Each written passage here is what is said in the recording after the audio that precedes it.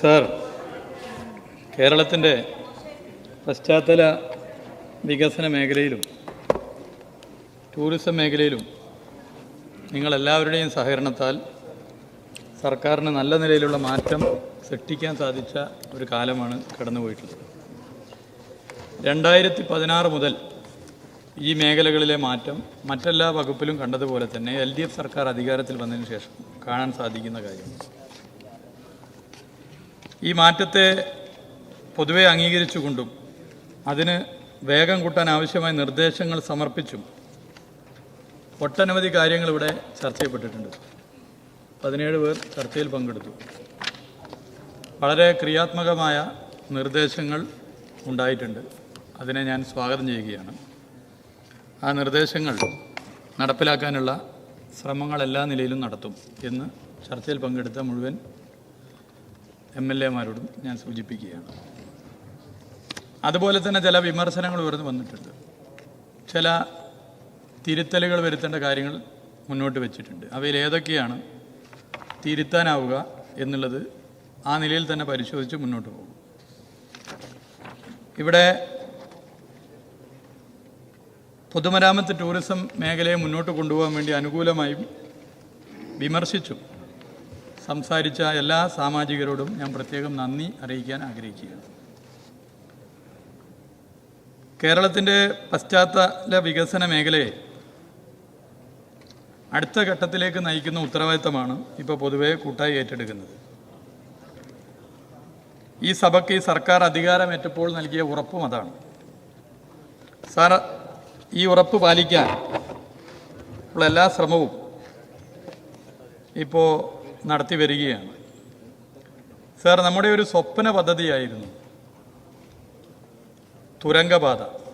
ബഹുമാനപ്പെട്ട ലിൻഡോ ഈ സഭയിലുണ്ട്, തിരുവമ്പാടി MLA. നേരത്തെ അവസാനം സംസാരിച്ച കൽപ്പറ്റ അംഗവും ഇവിടെയുണ്ട്. വയനാട് ചുരം കയറാനും അതിനെടുക്കുന്ന സമയവും അതിൻ്റെ പ്രയാസങ്ങളും ഒക്കെ തന്നെ നമുക്കറിയുന്നതാണ്. ഈ നാടിൻ്റെ സ്വപ്ന പദ്ധതിയായ തുരങ്കപാതക്ക് അതിൻ്റെ പ്രവൃത്തിയുടെ തുടക്കമിടാൻ സാധിക്കും ഈ വർഷം എന്നുള്ള സന്തോഷ വിവരം ഈ സഭയെ അറിയിക്കാൻ വേണ്ടി ആഗ്രഹിക്കുന്നു. സംസ്ഥാന സർക്കാർ കിഫ്ബി പദ്ധതിയിൽ ഉൾപ്പെടുത്തി നിർമ്മിക്കുന്ന ആനക്കാമ്പോയിൽ കള്ളാടി മേപ്പാടി തുരങ്കപാത നിർമ്മാണം ആരംഭിച്ച് മുന്നോട്ട് പോകാനാവും. പദ്ധതിക്ക് വേണ്ടിയുള്ള ടെൻഡർ വിജ്ഞാപനം പുറപ്പെടുവിക്കുകയും ടെക്നിക്കൽ ബിഡിൻ്റെ പരിശോധന ആരംഭിക്കുകയും ചെയ്തിട്ടുണ്ട്. കേരളത്തിൻ്റെ കാർഷിക മേഖലക്കും വ്യാപാര മേഖലക്കും ടൂറിസം മേഖലക്കും ഒക്കെ വലിയ കുതിച്ചുചാട്ടം ഉണ്ടാക്കാൻ പോകുന്ന ഈ പദ്ധതിക്കായി 2043 കോടി 70 ലക്ഷം രൂപയാണ് LDF സർക്കാർ അനുവദിച്ചിട്ടുള്ളത് എന്നുള്ളത് സഭയെ അറിയിക്കാൻ ഞാൻ ആഗ്രഹിക്കുകയാണ്. സാർ, ദേശീയപാത വികസനം നമ്മൾ ഒരുപാട് തവണ സഭയിൽ പറഞ്ഞതുകൊണ്ട് ഞാൻ ആവർത്തിക്കുന്നില്ല. അതിൻ്റെ നിർണായക ഘട്ടം പിന്നിടുന്ന സമയമാണത്.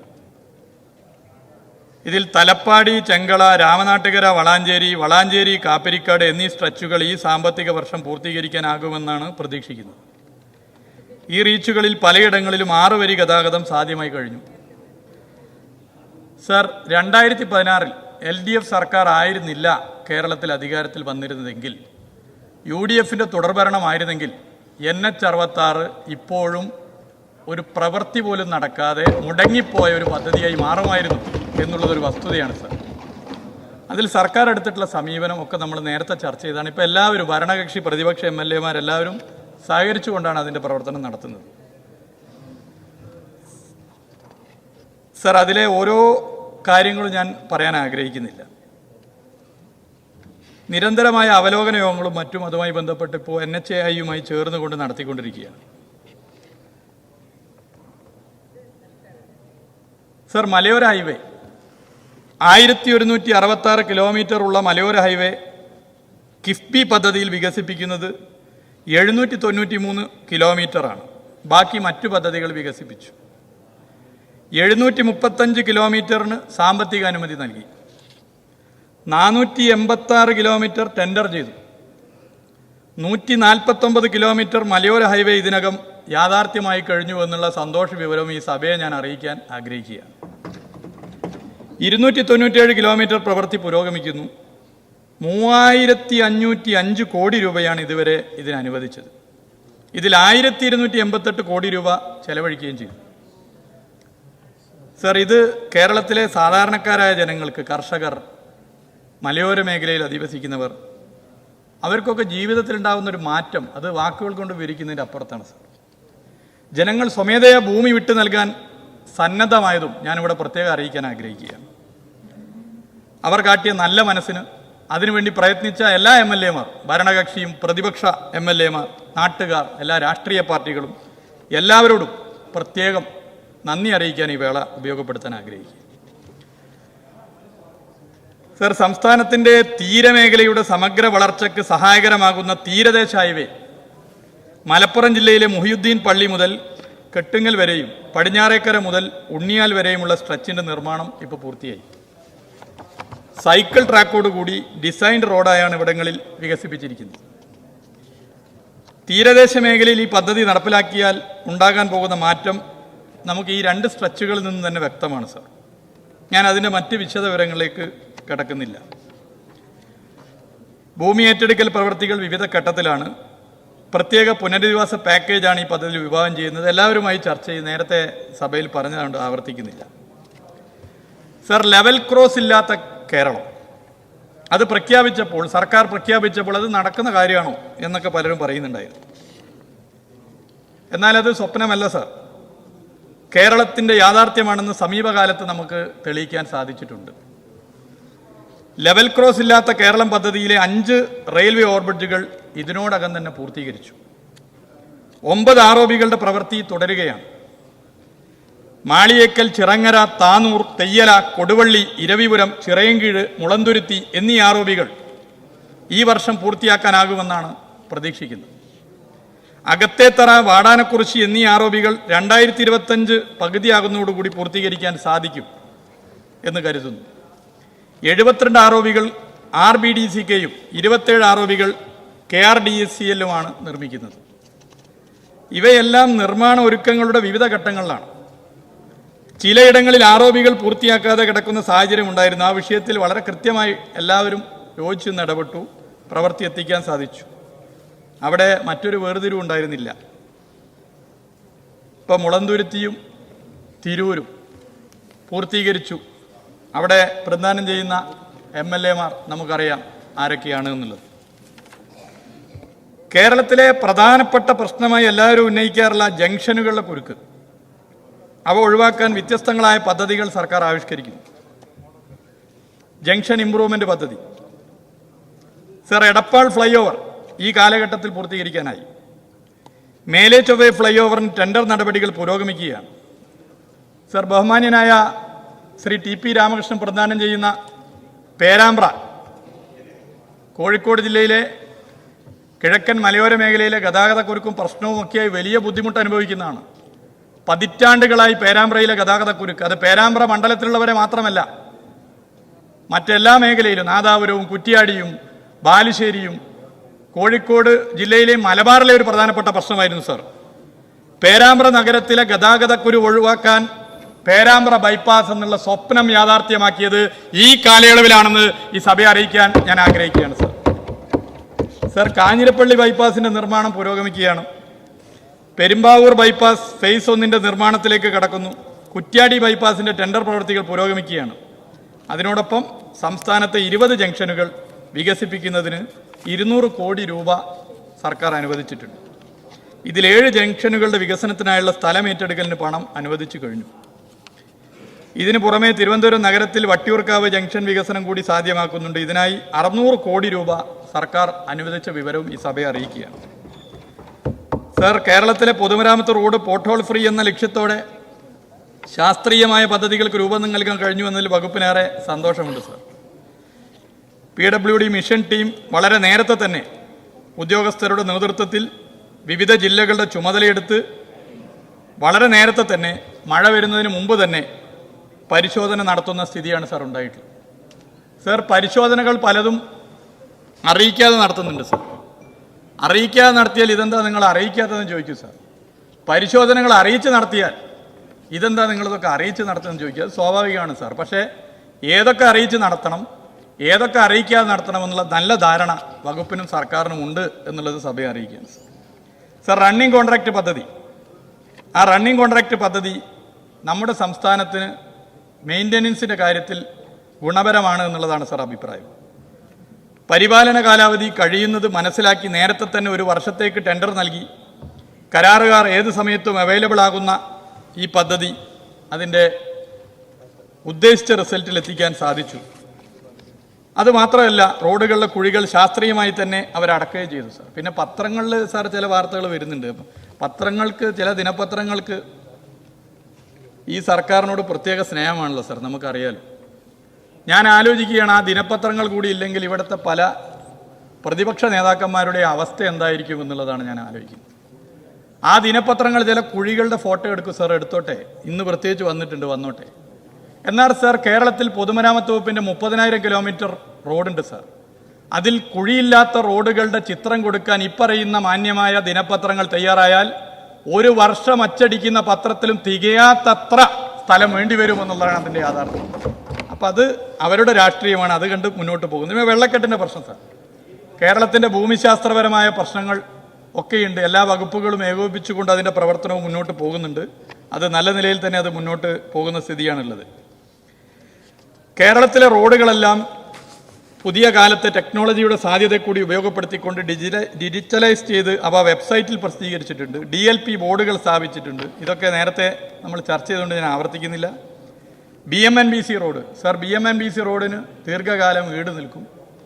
കേരളത്തിലെ റോഡുകൾ BMNBC റോഡുകളാക്കി പരമാവധി മാറ്റുക എന്നുള്ളതാണ് ഉദ്ദേശിച്ചത്.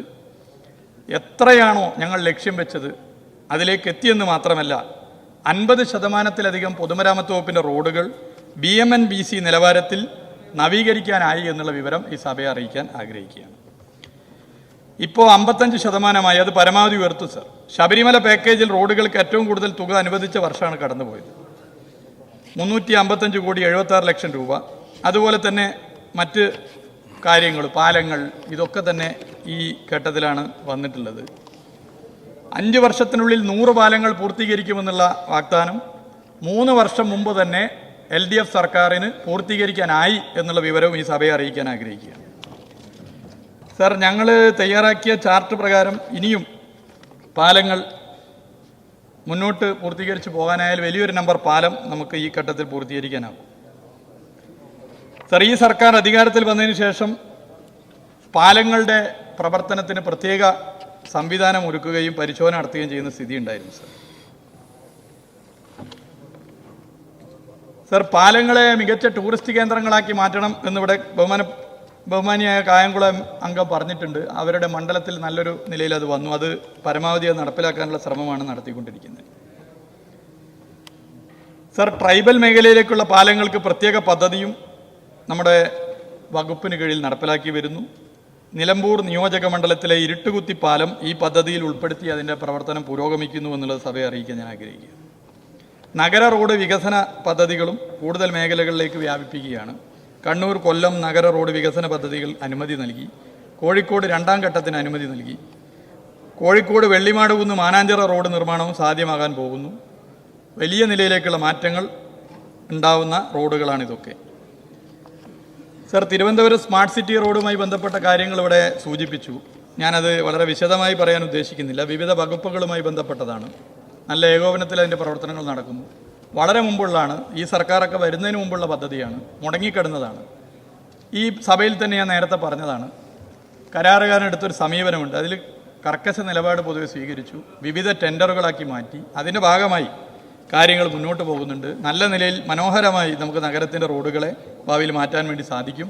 അത്തരമൊരു നിലപാട്, കർക്കശ നിലപാട് സർക്കാർ സ്വീകരിച്ചത് കൊണ്ടാണ് ഇത്രയും വേഗത്തിലെങ്കിലും പല റോഡുകളും ഗതാഗത യോഗ്യമായത് എന്നുള്ളൊരു യാഥാർത്ഥ്യമാണ്. ബാക്കി അതിൻ്റെ സ്മാർട്ട് സിറ്റി റോഡ് എന്നുള്ള നിലയിൽ ഡക്റ്റുകളും മറ്റെല്ലാ സംവിധാനങ്ങളും ഒരുക്കിയ റോഡ് വരുമ്പോൾ നമുക്ക് എല്ലാവർക്കും അതിൽ സന്തോഷിക്കാനുള്ള ഇടവരും എന്നുള്ളതാണ് ചൂണ്ടിക്കാട്ടാൻ ആഗ്രഹിക്കുന്നത്.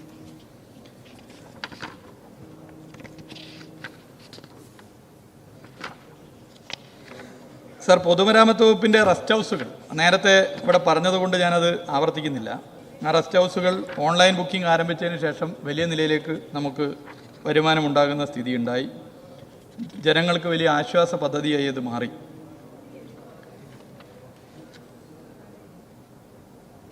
സർ, റീബിൽഡ് കേരളയിൽ 29 പദ്ധതികൾ നടപ്പിലാക്കുന്നുണ്ട്. കടലാക്രമണത്തെ ചെറുക്കുന്ന ശംഖുമുഖ റോഡ് നമുക്ക് സാധ്യമാക്കാനായി. കുട്ടനാടൻ മേഖലയിലെ AC റോഡ് നവീകരണവും അന്തിമഘട്ടത്തിലേക്ക് എത്തുകയാണ്. നൂതന സംവിധാനങ്ങളോടുകൂടിയ റോഡ് നിർമ്മാണമാണ് സാധ്യമാകുന്നത്. റീബിൽഡ് കേരളയിലെ ചില പദ്ധതികൾ പ്രതീക്ഷിച്ച പുരോഗതി ഇല്ലാത്ത സാഹചര്യം ഉണ്ടായിരുന്നു. ഇത്തരം പദ്ധതിയിൽ കടുത്ത നിലപാട് തന്നെ സ്വീകരിച്ചാണ് മുന്നോട്ട് പോകുന്നത്. മറ്റ് സാങ്കേതിക വിദ്യകൾ ഉപയോഗിച്ച് പുതിയ പുതിയ പദ്ധതികൾ നടപ്പിലാക്കുന്നു. ഗവേഷണ മേഖലയെ ശക്തിപ്പെടുത്തുന്നു. കാലാവസ്ഥ വ്യതിയാനം റോഡുകളുടെ നിർമ്മാണത്തിലടക്കമുണ്ടാക്കുന്ന മാറ്റങ്ങൾ സൂക്ഷ്മ വിശകലനത്തിന് വിധേയമാക്കുന്നുണ്ട്. ഏത് കാലാവസ്ഥയെ അതിജീവിക്കുന്ന കരുത്തുറ്റ റോഡുകൾ നിർമ്മിക്കാൻ പുത്തൻ നിർമ്മാണ വിദ്യ KHRIയിലെ ഗവേഷണത്തിലൂടെ കണ്ടെത്തി നിർമ്മാണത്തിൻ്റെ ഓരോ ഘട്ടത്തിലും മുന്നോട്ട് പോവുകയാണ്. അതിൻ്റെ പ്രവർത്തനങ്ങൾ നടക്കുന്നു. ഇങ്ങനെ പൊതുമരാമത്ത് മേഖലയിൽ സാധ്യമാകുന്ന കാര്യങ്ങളാണ് പരമാവധി എല്ലാവരെയും യോജിപ്പിച്ചുകൊണ്ട് ചെയ്ത് മുന്നോട്ട് പോകുന്നത്. കെട്ടിട മേഖലയിൽ കോമ്പോസിറ്റ് ടെൻഡർ നടപ്പിലാക്കുമെന്ന് നേരത്തെ സഭയെ അറിയിച്ചിരുന്നു. വളരെ ഫലപ്രദമായി അത് മുന്നോട്ട് പോയി. ജനങ്ങൾക്ക് എല്ലാ വിഷയത്തിലും ഇടപെടാനും പരാതി നൽകാനും വിമർശിക്കുവാനുമുള്ള സൗകര്യങ്ങൾ കൂടി ഒരുക്കി വകുപ്പ് മുന്നോട്ട് പോകുന്ന സ്ഥിതിയാണ് പൊതുവെ കാണാൻ വേണ്ടി സാധിക്കുന്ന കാര്യം.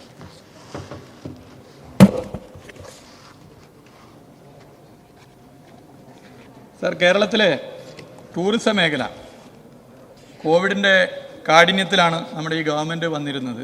ടൂറിസം മേഖല തകർന്ന് തരിപ്പണമായി നിൽക്കുന്ന ഘട്ടമാണ്. കാരണം സഞ്ചാരം നമുക്ക് സ്വപ്നം പോലും കാണാൻ വേണ്ടി പറ്റാത്ത സ്ഥിതിയാണ്. പക്ഷേ നമ്മളെല്ലാ നിലയിലും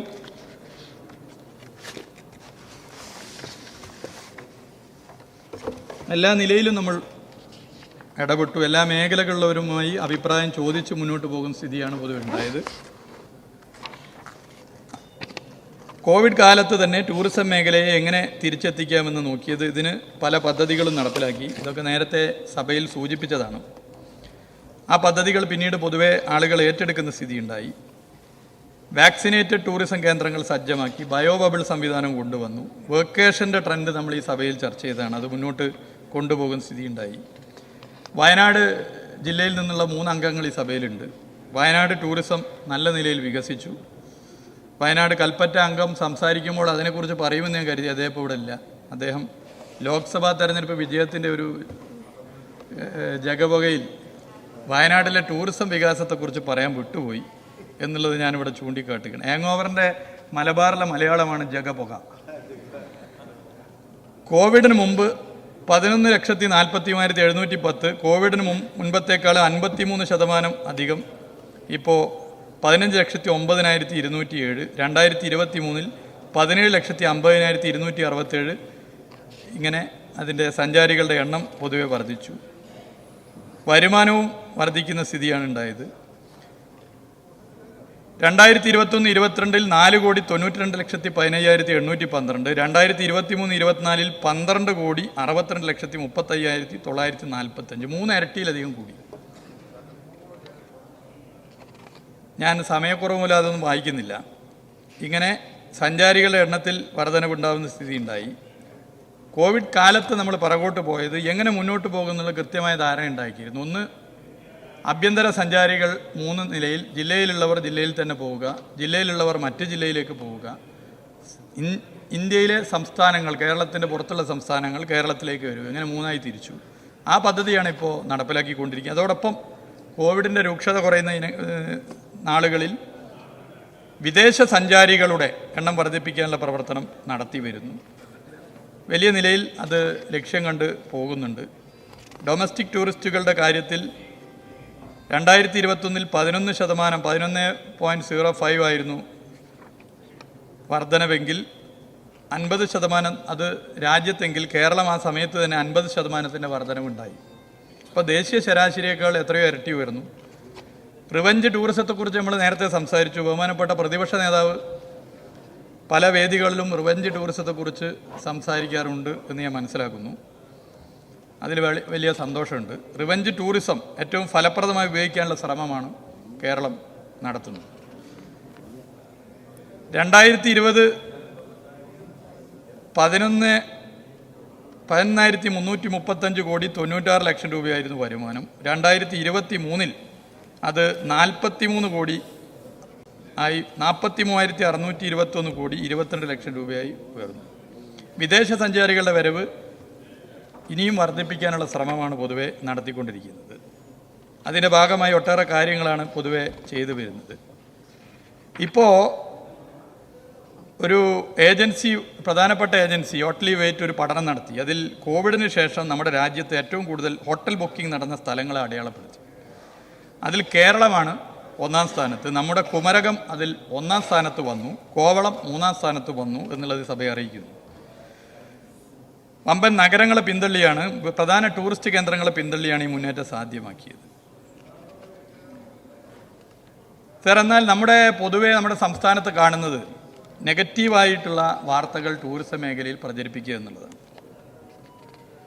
അത് ഇപ്പോൾ സർക്കാരിനെ അറ്റാക്ക് ചെയ്യാനോ അല്ലെങ്കിൽ മന്ത്രിയെ അറ്റാക്ക് ചെയ്യാനോ അതിലൊന്നും തെറ്റില്ല, അതൊക്കെ അറ്റാക്ക് ചെയ്യാം. അത് പ്രതിപക്ഷ MLA മാർ അറ്റാക്ക് ചെയ്യണം.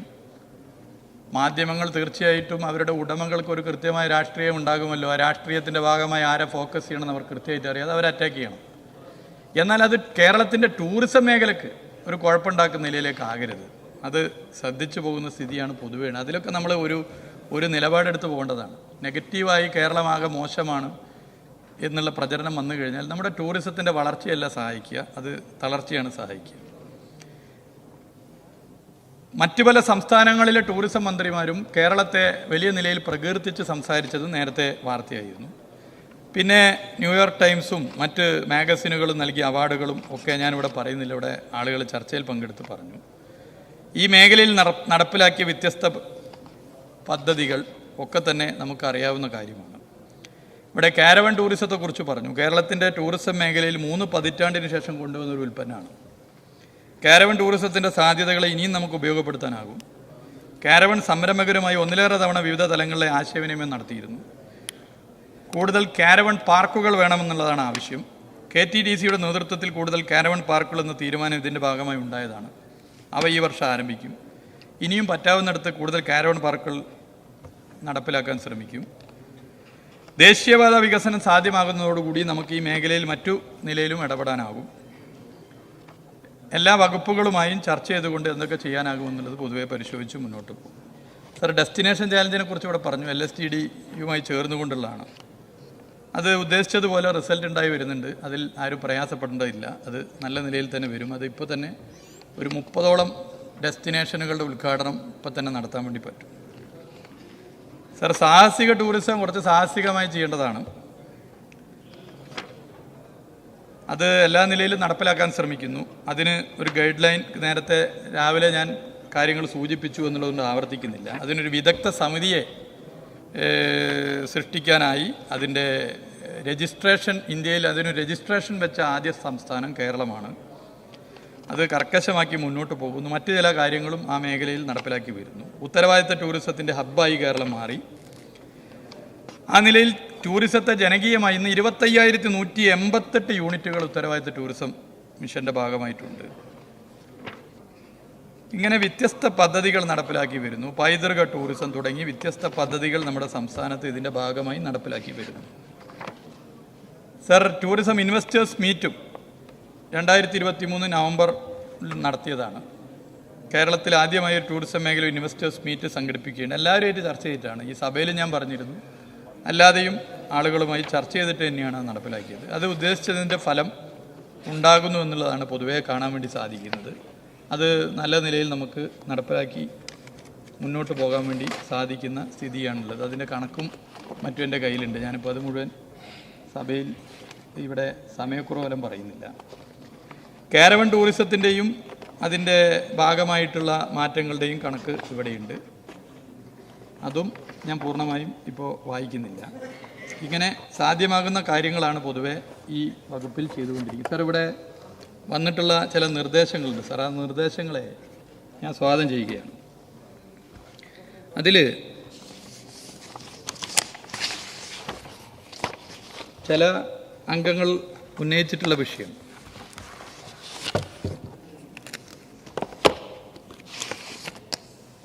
ആ വിഷയം പൊതുവെ എടുത്ത് പരിശോധിക്കുമ്പോൾ CMT കോൺസ്റ്റിറ്റ്യുവൻസി മോണിറ്ററിംഗ് ടീം ബഹുമാന്യ കാസർഗോഡ് അംഗം ഉന്നയിച്ച വിഷയം. നമ്മളൊരു പുതിയ പരീക്ഷണമായിരുന്നു. 140 മണ്ഡലങ്ങളിലും പ്രധാനപ്പെട്ട എക്സിക്യൂട്ടീവ് എഞ്ചിനീയർ തലത്തിലൊരാൾക്ക് ചുമതല കൊടുത്തുകൊണ്ട് മാസത്തിലൊരിക്കൽ മീറ്റിംഗ് നടക്കുക. MLA അല്ലെങ്കിൽ MLAയുടെ ഓഫീസിലാരും അല്ലെങ്കിൽ ഉദ്യോഗസ്ഥരും MLA ചുമതലപ്പെടുത്തുന്നവരൊക്കെ പങ്കെടുത്തു. അതൊരു പുതിയ പദ്ധതി നടപ്പിലാക്കാനുള്ള യോഗമല്ല. അത് നിലവിലുള്ള പദ്ധതിയുടെ പരിപാലനവും പദ്ധതിയുടെ പൊതുസ്ഥിതിയും പരിശോധിക്കാനാണ്. അപ്പോൾ അതിന് ഫണ്ട് കാര്യങ്ങളും മറ്റും അതിലല്ല ചർച്ച ചെയ്യുക. അവിടെ എന്താണ് പാളിച്ചെന്നുള്ളത് നോക്കി പരിശോധിക്കുക. പൊതുവെ അതിന് സോണലായി 7 ജില്ലക്കുമായി 2 ഉയർന്ന ഉദ്യോഗസ്ഥർക്ക് ചുമതലയുണ്ട്. അവർ എല്ലാ മാസവും തരുന്ന റിപ്പോർട്ടുണ്ട്. അതൊന്നുകൂടി കർക്കശമാക്കി മുന്നോട്ട് പോകാനാണ് പൊതുവെ ആലോചിക്കുന്നത് എന്നുള്ള കാര്യം ഇവിടെ അറിയിക്കാൻ ഞാൻ ആഗ്രഹിച്ചു. സർ, അതിൽ ചില അംഗങ്ങൾ ചർച്ചയിൽ പങ്കെടുത്ത സമയത്ത് ചില കാര്യങ്ങൾ ഉന്നയിച്ചു. അപ്പോൾ ഇരിക്കൂർ അംഗം ഇവിടെ ഉണ്ട് എന്നാണ് ഞാൻ മനസ്സിലാക്കുന്നത്. സർ, പൊതുമരാമത്ത് നിരത്ത് വിഭാഗത്തിൻ്റെ കീഴിൽ ഈ സർക്കാർ അധികാരത്തിൽ വന്നതിന് ശേഷം 32,91,00,000 രൂപയുടെ 6 ബഡ്ജറ്റ് പ്രവൃത്തികളും 14,11,00,000 രൂപയുടെ 2 നബാർഡ് പ്രവൃത്തികളും 1,12,00,000 രൂപയ്ക്ക് 51 പ്രവൃത്തികൾ നോൺ പ്ലാൻ ഹെഡിലും 5,77,00,000 രൂപയുടെ 10 പ്രവൃത്തികൾ RCയിലും ഇരിക്കൂർ മണ്ഡലത്തിൽ അനുവദിച്ചിട്ടുണ്ട്. ഇത് കേൾക്കുമ്പോൾ പല MLAമാർക്കും പരാതിയുണ്ടാവും. പക്ഷേ അദ്ദേഹം അവിടെ വേണ്ടത്ര പരിഗണന ഇല്ല എന്ന് പറഞ്ഞുകൊണ്ടാണ്. അത് അദ്ദേഹത്തിന് അറിയാം ആ മണ്ഡലത്തോട് ഈ ഗവൺമെൻറ് എങ്ങനെയാണ് സമീപനം സ്വീകരിച്ചിട്ടുള്ളത്. ഇനി അവിടെ എന്ത് ചെയ്യാൻ വേണ്ടി പറ്റുമെന്നുള്ള ആലോചിക്കുക. മലയോര മേഖലയാണ്. അദ്ദേഹം പറഞ്ഞ ഒരു കാര്യം ശരിയാണ്, ഒരുപാട് റോഡുകളുണ്ട്. ഇതിൽ നോൺ പ്ലാൻ ഹെഡിലുള്ള ഭൂരിഭാഗം പ്രവർത്തികളും പൂർത്തിയായ അവസ്ഥയിലാണ്. ബഡ്ജറ്റ്, നബാർഡ് എന്നിവയിൽ 2 പ്രവർത്തികൾ പൂർത്തിയായവയും ബാക്കിയുള്ള പ്രവർത്തികൾ പുരോഗതിയിലുമാണ്. കൂടാതെ KRFP പ്രവർത്തികളും നടപ്പിലാക്കി വരും. പാലങ്ങൾ വിഭാഗത്തിന് കീഴിൽ കഴിഞ്ഞ LDF സർക്കാർ അനുവദിച്ച് ഈ സർക്കാരിൻ്റെ കാലത്ത് പൂർത്തിയാക്കിയ 2 പ്രവർത്തികളാണുള്ളത്. അലക്സ് നഗർ പാലവും 10,10,00,000, ആലങ്കോട് പാലവും 3,80,00,000. 6,80,00,000 രൂപ ഭരണാനുമതിയുള്ള കരുവഞ്ചാൽ പാലം നിർമ്മാണം പുരോഗതിയിലാണ്. നിലവിൽ സ്ലാബ് പ്രവൃത്തികൾ നടക്കുന്നുണ്ട്. സർ, വകുപ്പിൻ്റെ പ്രവൃത്തികളുടെ പുരോഗതി അവിടെ അവലോകനം ചെയ്യുന്നുണ്ട്, പ്രത്യേകം ശ്രദ്ധിക്കുന്നുണ്ട്. സർ, അപ്പോൾ ഒരുപാട് കാര്യങ്ങൾ അത് ആ മണ്ഡലം വേണ്ടത്ര ശ്രദ്ധിക്കാതെ പോയൊരു മണ്ഡലമായിരുന്നു. അതല്ലാതെ ഒരു കണ്ണൂർ ലോബി മണ്ഡലമായതുകൊണ്ടല്ല, അതല്ലാതെ തന്നെ ആ മണ്ഡലത്തിലൊരു പ്രത്യേക ശ്രദ്ധ വേണം എന്നുള്ളത് പൊതുവേ കണ്ടത് കൊണ്ടാണ് എന്നുള്ളത് ചൂണ്ടിക്കാട്ടി. അദ്ദേഹം ഇവിടെ പറഞ്ഞു ചില കാര്യങ്ങൾ, അതുകൊണ്ടാണ് ഞാൻ ചൂണ്ടിക്കാട്ടി. സാർ, ഇവിടെ അതേപോലെ തന്നെ ഒരേപോലെയുള്ള ചർച്ച വേറെ ആളുകൾ കൊണ്ടുവന്നു. പ്രതിപക്ഷ MLAമാരോട് ഒരു ധിക്കാരവും ധാർഷ്ട്യത്തോടു കൂടിയാണ് ഞാൻ നിലകൊള്ളുന്നത് എന്നുള്ള സമീപനമെന്നാണ് ബഹുമാനപ്പെട്ട ചാലക്കുടി അംഗം പറഞ്ഞിട്ടുള്ളത്. എന്താണ് അദ്ദേഹം അങ്ങനെ പറഞ്ഞത് എനിക്ക് മനസ്സിലായിട്ടില്ല. ഞാൻ രാഷ്ട്രീയ നിലപാടുകളൊക്കെ പറയാറുണ്ട്. എൻ്റെ പ്രസ്ഥാനത്തിൻ്റെ രാഷ്ട്രീയ നിലപാടുകൾ പറയുന്നത് ഒരു ധിക്കാരവും ധാർഷ്ട്യമാണെങ്കിൽ എൻ്റെ അവസാന ശ്വാസം പോകുന്നത് വരെ ആ ധിക്കാരവും ധാർഷ്ട്യവും എന്നിലുണ്ടാവും എന്നുള്ളത് സഭയെ അറിയിക്കുക. അതല്ലാതെ പെരുമാറ്റത്തിൽ അങ്ങനെ എനിക്ക് തോന്നിയിട്ടുണ്ടെങ്കിൽ നിങ്ങൾ പറയണം. പൊതുവെ ഭരണകക്ഷി പ്രതിപക്ഷ MLAമാർ ഉണ്ടെങ്കിൽ പറയണം. പൊതുവെ നല്ല നിലയിലാണ് പെരുമാറാൻ ശ്രമിച്ചിട്ടുള്ളത്. അത് കൃത്രിമമായിട്ടല്ല, മനസ്സിലുള്ള നിലയിൽ തന്നെയാണ് പെരുമാറിയിട്ടുള്ളത്. പിന്നെ നിലപാട് പറയുന്ന സമയത്ത് നമ്മൾ കർക്കശമായ നിലപാട് പറഞ്ഞു പോകും. അത് ആ നിലയിൽ തന്നെ പറയും. അതിൽ അദ്ദേഹം പറയുമ്പോൾ ബേപ്പൂർ നിയോജക മണ്ഡലത്തിൽ 53 ടൂറിസം പദ്ധതികളുടെ DPR തയ്യാറാക്കി വരുന്നു എന്ന് പറയുന്നു. അത് അടിസ്ഥാനരഹിതമാണ് എന്നുള്ളത് ചൂണ്ടിക്കാട്ടാൻ ഞാൻ ആഗ്രഹിക്കുകയാണ്. അദ്ദേഹത്തിൻ്റെ മണ്ഡലത്തിൽ ഈ ലോക്സഭാ തെരഞ്ഞെടുപ്പ് പ്രഖ്യാപിക്കുന്നതിന് തൊട്ട് മുമ്പ് മാർച്ച് 3-ാം തീയതി ചാലക്കുടി ആനമല റോഡിലെ ആനക്കയം പാലം നിർമ്മാണത്തിന് 6,90,00,000 രൂപ നടപ്പിലാക്കാൻ വേണ്ടി അനുവദിച്ച വിവരവും ഞാനിവിടെ പ്രത്യേകം ഓർമ്മപ്പെടുത്താൻ ആഗ്രഹിക്കുകയാണ്. അതിന് ഭരണാനുമതി നൽകിയിട്ടുണ്ട് എന്ന് ഞാൻ അത് പ്രത്യേകം ഇവിടെ ചൂണ്ടിക്കാട്ടാൻ ആഗ്രഹിക്കുക. അത് അദ്ദേഹം മറന്നുപോയതാണ് എന്തോന്നറിയില്ല, നിശ്ചയിച്ച് വന്നതായിരിക്കും. നിശ്ചയിച്ച് പറയാൻ വന്ന അതിൽ തെറ്റൊന്നുമില്ല. അതിന് അദ്ദേഹം വ്യക്തിപരമായ ചില പരാമർശം നടത്തി. അതിനൊന്നും ഞാൻ എന്തായാലും മറുപടി പറയാനില്ല. അദ്ദേഹം വരുന്നത് തൃശ്ശൂർ ജില്ലയിൽ നിന്നും കൂടിയാണ്. തൃശ്ശൂർ ജില്ലയിലെ DCC ആഫീസിൽ നടക്കുന്ന കാര്യങ്ങളും രീതികളും എന്തൊക്കെയാണെന്ന് നമുക്കറിയാം. മധു ഈശ്വരത്തിൻ്റെയും ലാൽജിയുടെയും നാട് കൂടിയാണ് തൃശ്ശൂർ ജില്ല. ഒരേ പാർട്ടിയിലുള്ളവരെ കൊലപ്പെടുത്താനുള്ള മനസ്സുള്ള ആളുകൾ അവിടെയുണ്ട്. അപ്പം അങ്ങനെയുള്ളൊരു ജില്ലയിലെ കോൺഗ്രസ് പ്രവർത്തനത്തിൻ്റെ ഭാഗമായി വരുന്നൊരാൾ ഇങ്ങനെയൊരു പരാമർശം എനിക്കെതിരെ നടത്തിയതിൽ ഞാനൊരു തെറ്റ് കാണുന്നില്ല എന്നുള്ളത് സഭയെ അറിയിക്കാൻ ആഗ്രഹിക്കുകയാണ്. അത് വ്യക്തിപരമായുള്ള കാര്യം, അത് ജനങ്ങൾ നിശ്ചയിച്ചോട്ടെ അത്തരം കാര്യങ്ങൾ എന്നുള്ളതാണ് സഭയെ ചൂണ്ടിക്കാട്ടാൻ ആഗ്രഹിക്കുന്നത്. പിന്നെ ഇതിൽ തെരഞ്ഞെടുപ്പിൻ്റെ കാര്യങ്ങൾ ഇവിടെ പറഞ്ഞു. തെരഞ്ഞെടുപ്പിൽ പരാജയപ്പെട്ടാലും വിജയിച്ചാലും അതിൻ്റെ കാര്യങ്ങൾ പരിശോധിച്ച് തിരുത്തേണ്ടത് തിരുത്തി മുന്നോട്ട് പോകണമെന്നുള്ള രീതിയാണ് എൻ്റെ പ്രസ്ഥാനത്തിനും എൻ്റെ മുന്നണിക്കും. അത് പരാജയപ്പെട്ടാൽ മാത്രമല്ല, വിജയിച്ചാലും ഞങ്ങളത് പരിശോധിക്കാറുണ്ട്. തിരുത്തേണ്ട കാര്യങ്ങളുണ്ടെങ്കിൽ തിരുത്തും. എന്നാൽ ഒരു ലോക്സഭാ തെരഞ്ഞെടുപ്പിൽ വിജയിക്കുമ്പോഴേക്കും ഭാഷയും ശൈലിയും ആർക്കാണ് മാറുന്നത് എന്നുള്ളത് അദ്ദേഹം ഇന്ന് നടത്തിയ ചർച്ച തന്നെ വ്യക്തമാകുന്നതാണ്. അത്രയും ഞാനിതുമായി ബന്ധപ്പെട്ട് പറയുന്നത്. ഇവിടെ ടൂറിസം മേഖലയുമായി ബന്ധപ്പെട്ട്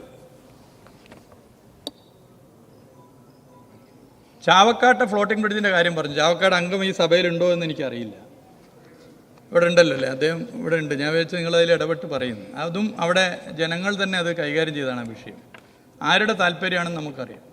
നമ്മുടെ സംസ്ഥാനത്തിൻ്റെ പുറത്തുള്ള വാട്ടർ സ്പോർട്സ് കേരളത്തിൽ വളരരുതെന്ന് ആഗ്രഹിക്കുന്ന ഒരു ലോബി വളരെ ബോധപൂർവ്വം ഇത്തരം പ്രചരണങ്ങൾ നടത്തി വരുന്നുണ്ട്. അതിൻ്റെ ഭാഗമായി അത്തരം കാര്യങ്ങൾ പൊതുവെ കണ്ടുപോകുന്നു. അവിടുത്തെ ജനങ്ങൾ, അവിടുത്തെ MLA-യുടെ നേതൃത്വത്തിന് അതിനെതിരെ വലിയ ക്യാമ്പയിൻ നടത്തി. സർ, മഞ്ചേശ്വരം മണ്ഡലത്തിൽ 2023-24 വർഷം നബാർഡ് പദ്ധതികൾ പെർമുദെ ധർമ്മടത്തുടുക്ക റോഡ് 5 കോടി രൂപ, RP പദ്ധതിയിൽ മാസ്കുമാരി, അവിടുത്തെ പേര് വായിക്കൽ കുറച്ച് ബുദ്ധിമുട്ടാണ്, എന്നാലും അശ്രപ്പം വായിക്കാം, കുരുടപ്പടവ് റോഡിന് 4.5 കോടി രൂപയും നൽകി. അത് വ്യക്തമാണ് കാര്യങ്ങൾ. അപ്പോൾ ആ നിലയിൽ തന്നെ അവിടുത്തെ കാര്യങ്ങൾ പരിശോധിച്ചു പോകുന്നുണ്ട്. ഇനിയും അവിടെ എന്താണോ ചെയ്യാനാവുക എന്നുള്ളത് പൊതുവെ നോക്കി നമുക്ക്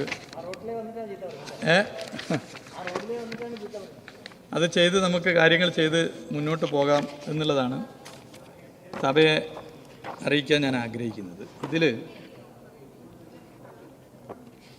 ചില MLA-മാർ ചില കാര്യങ്ങൾ ശ്രദ്ധപ്പെടുത്തിയിട്ടുണ്ട്. അത്തരം കാര്യങ്ങൾ നടപ്പിലാക്കി മുന്നോട്ട് പോകാൻ എല്ലാ നിലയിലും ഇടപെടും എന്നുള്ളത് സഭയെ അറിയിക്കുന്നു. ലോക്സഭാ തെരഞ്ഞെടുപ്പിൻ്റെ കണക്ക് വെച്ചുകൊണ്ട് വലിയ നിലയിലേക്കുള്ള ആക്ഷേപമാണ് സർക്കാരിനെതിരെയും ഇടതുപക്ഷ ജനാധിപത്യ മുന്നണിക്കെതിരെയും നടത്തിയിട്ടുള്ളത്. 2019 ലോക്സഭാ തെരഞ്ഞെടുപ്പ് ഫലം വന്നതിന് ശേഷം നടന്ന ആദ്യ നിയമസഭാ സമ്മേളനത്തിലെ ചർച്ചയുടെ മിനിറ്റ്സ് എല്ലാവരും ഒന്ന് വായിച്ചു നോക്കിയാൽ നല്ലതാണ്. ഇതിലും വലിയ അഹങ്കാരത്തോടും ധാർഷ്ട്യത്തോടു കൂടിയാണ് അന്ന് പ്രതിപക്ഷ MLA-മാരിൽ ചിലർ ചർച്ചയിൽ പങ്കെടുത്തത്. അന്നും ഞങ്ങൾ പറഞ്ഞത് എന്നും പറയുന്നു, കാര്യങ്ങൾ പൊതുവെ പരിശോധിച്ച് മുന്നോട്ട് പോകും. എന്നാൽ അന്ന് ഞങ്ങളൊരു കാര്യം പറഞ്ഞിരുന്നു, ഇത് നാട്ടിൽ നടക്കുന്ന അവസാനത്തെ തെരഞ്ഞെടുപ്പല്ല, ഇനിയും ഒരുപാട് തെരഞ്ഞെടുപ്പുകൾ ഉണ്ടാവും. ഞങ്ങൾ കൂടുതൽ ജനങ്ങളിലേക്ക് ഇടപെട്ട് മുന്നോട്ട് പോകുമെന്ന് സൂചിപ്പിച്ചിരുന്നു. അതുപോലെ ഞങ്ങൾ ഇടപെട്ട് മുന്നോട്ട് പോയി. ഞങ്ങൾ തുടർഭരണവുമായി ഇവിടെ വന്നിരിക്കുകയാണ്. അപ്പോൾ ഇവിടെ തുടർഭരണമായി വന്ന് നിൽക്കുന്ന സമയത്ത് ഇപ്പോൾ ഇവിടുത്തെ ചർച്ച പല കണക്കു സംഗതികളൊക്കെ ചൂണ്ടിക്കാട്ടി ചർച്ച നടത്തും. ലോക്സഭാ തെരഞ്ഞെടുപ്പിൻ്റെ ഫലത്തിനെക്കുറിച്ചുള്ള രാഷ്ട്രീയമായ കാര്യങ്ങൾ ഇവിടെ നേരത്തെ ഇടതുപക്ഷ ജനാധിപത്യ മുന്നണി നേതാക്കന്മാർ പുറത്തും ഈ മുഖ്യമന്ത്രി ഉൾപ്പെടെ ഈ സഭയിലും പറഞ്ഞതാണ്. ലോക്സഭാ തെരഞ്ഞെടുപ്പിൽ 2019 പരാജയപ്പെട്ട 6 പേർ പിന്നീട് നിയമസഭയിൽ നല്ല വോട്ടിന് ജയിച്ച് ഇന്ന് ഈ മന്ത്രിസഭയിലെ അംഗങ്ങളാണ് എന്നുള്ളത് ഞാൻ ഈ സഭയെ ഓർമ്മപ്പെടുത്താൻ ആഗ്രഹിക്കുക. അതിലൊരാൾ ലോക്സഭാ തെരഞ്ഞെടുപ്പിൽ മത്സരിച്ചപ്പോൾ വലിയ വോട്ടിന് പരാജയപ്പെട്ട നിയമസഭാ മണ്ഡലത്തിൽ 1.5 വർഷം കഴിഞ്ഞപ്പോൾ നടന്ന നിയമസഭാ തെരഞ്ഞെടുപ്പിൽ അതിലേറെ ഭൂരിപക്ഷത്തിന് വിജയിച്ചെന്ന് ഇവിടുത്തെ ഒരു പ്രധാനപ്പെട്ട വകുപ്പ് കൈകാര്യം ചെയ്യുന്ന മന്ത്രിയാണ്.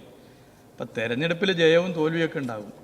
അതുകൊണ്ട് ധാർഷ്ട്യം എന്ന് പറഞ്ഞ് നിങ്ങൾ വിരൽ ചൂണ്ടുമ്പോൾ നിങ്ങളിലറിയാതെ നിങ്ങളുടെ സംസാരത്തിലൊക്കെ ധാർഷ്ട്യമൊക്കെ വരുന്നുണ്ട് എന്നുള്ളത് പരിശോധിക്കണം. നമുക്ക് നല്ല നിലയിൽ രാഷ്ട്രീയം പറഞ്ഞ് തന്നെ മുന്നോട്ട് പോകാം. പൊതുമരാമത്ത് ടൂറിസം വകുപ്പിനെ സംബന്ധിച്ചിടത്തോളം നല്ല നിലയിലുള്ള പിന്തുണയാണ് ഭരണകക്ഷി പ്രതിപക്ഷ MLA-മാർ നൽകിയിട്ടുള്ളത്. സാധ്യമാകുന്ന കാര്യങ്ങളൊക്കെ തന്നെ അതാത് മണ്ഡലങ്ങളിൽ മറ്റ് പ്രയോറിറ്റി ഒന്നും നോക്കാതെ അതാത് മണ്ഡലങ്ങളിൽ നടപ്പിലാക്കാനുള്ള ശ്രമം തുടരും. ഈ ധനാഭ്യർത്ഥനയുടെ ചർച്ചയിൽ പങ്കെടുത്ത് ക്രിയാത്മകമായ നിർദ്ദേശങ്ങൾ നൽകിയ മുഴുവൻ MLA-മാരെയും അതുപോലെ തന്നെ വിമർശനങ്ങൾ നടത്തിയ വിമർശനങ്ങൾ തീർച്ചയായിട്ടും വേണ്ടതാണ്. ഒരു ജനാധിപത്യ സംവിധാനത്തിൽ വിമർശനങ്ങൾ അനിവാര്യമാണ്.